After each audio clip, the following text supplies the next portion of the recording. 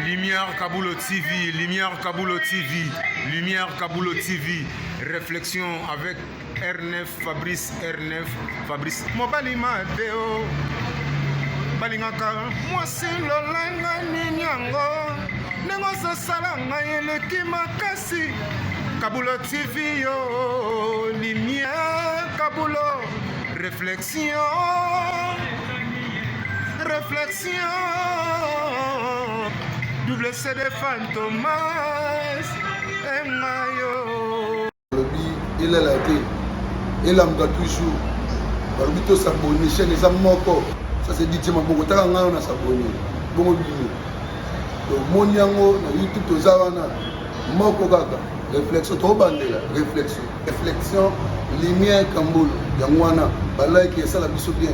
Tous en ciment pour et ça la G. Bongo, toujours. Réflexion, Lumière Kambolo TV. Chaîne les amoko, vous s'abonner, vous avez cité Lumière Kambolo TV. Bonjour, Nabiso Banso. Les alingan de Konabino, Nabengami na Kombo ya Kambulu. Na salaka na émission na chaîne télé Oye Bengami Réflexion. Chaque samedi na 19h30, beaucoup de kuna na.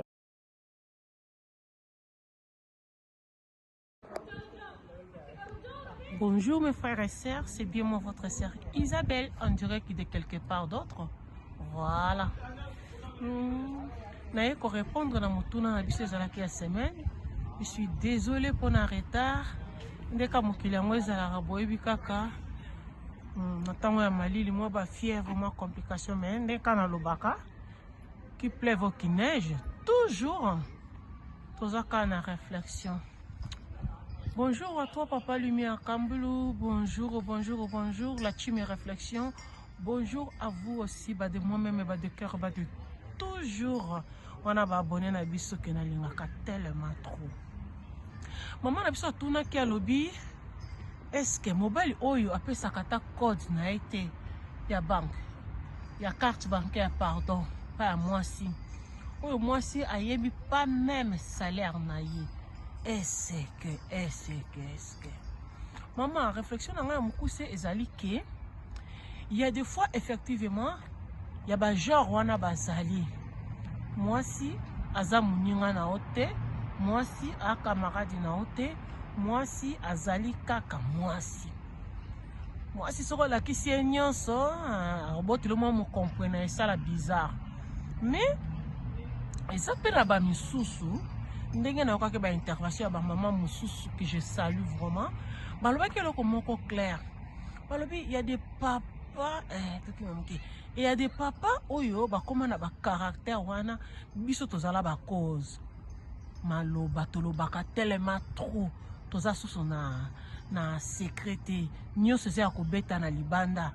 Donc toza susu na comment je peux dire projet à secret à la soutien nyoso kaka bayeba kaka une fois pour toutes. Voilà. Yango papa mingi ba changer ba comment na ba caractère wana bizarre mais et là papa musu c'est ça na kaka genre na bango façon na bango. Donc ba yebite que moi si azali muninga na yo.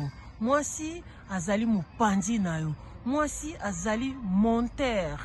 Donc ce qui papa au salaka ke olakisaka te ngana kenda bongo bo comprendre nga comment concept muke la ki ça na ça la bien ça maman confiance et ça la bien maman yo poza munoko tongo bilobela changer pour papa ça la confiance et ça la ka bien mingte et ça la ka manquement de confiance 1 + 1 à bolingo égale 1 ce qui déjà manquement de confiance ezali je suis désolé et ça la sous bien te.